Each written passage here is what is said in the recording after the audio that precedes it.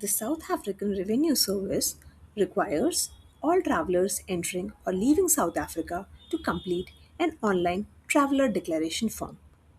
You must submit this digital form online within 24 hours before your scheduled travel, and every individual traveling, including minor children, must complete one.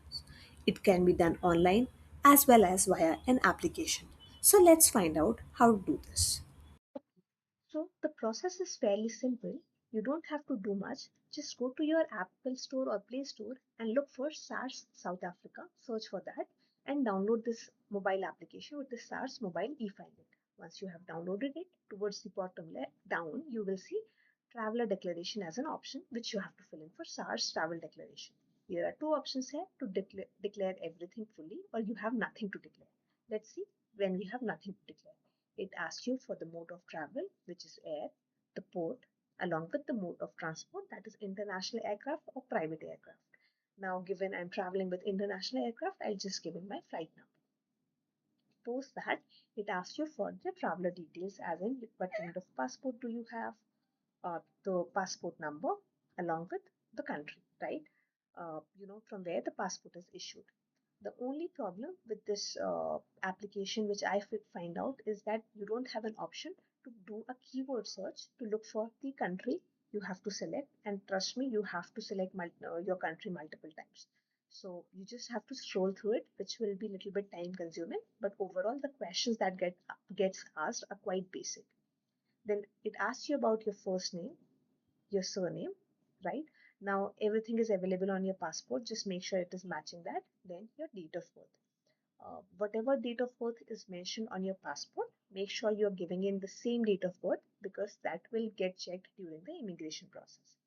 Then it asks you about the address wherever you are staying in Republic of South Africa. So if you are staying in an Airbnb, a hotel, or if you are going to some relative's place, make sure you're giving in that information along with the postal code. As soon as you give in your postal code, it starts asking you about the occupation, that you do. So in occupation, you can select anything. I'm selecting education for now. Just select the relevant thing, and then it asks you for your mobile number, as in the actual mobile number where the communications might happen along with your email address. Now, till now, there have been no communication that comes to your mobile number, but still make sure you're giving in the right number. All the communications currently, as of 26th of August, are happening on email. However, just make sure that you're giving in the right information. Then it asks you about the travel details, that is, you're traveling in your personal capacity or someone else is sending you, the reason of the travel, as in, is it for leisure, is it, for business trip and things like that, where you're traveling from and traveling via. So if your plane has a layover, maybe, mention traveling via as well, along with, the travel date. You can add in the traveling companions as well.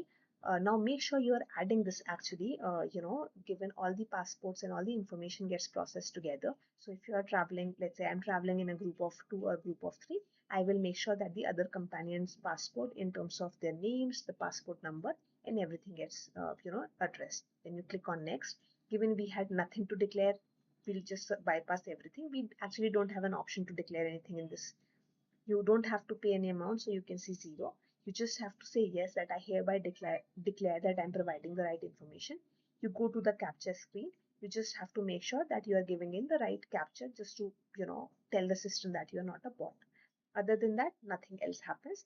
As soon as you give this information, within 2 to 5 minutes, you will receive an email on your, personal, the email address you have provided as well, that, the ordinary passport number, this and this, traveling on this date, has done the submission. And that is it. That is how easy the process looks like.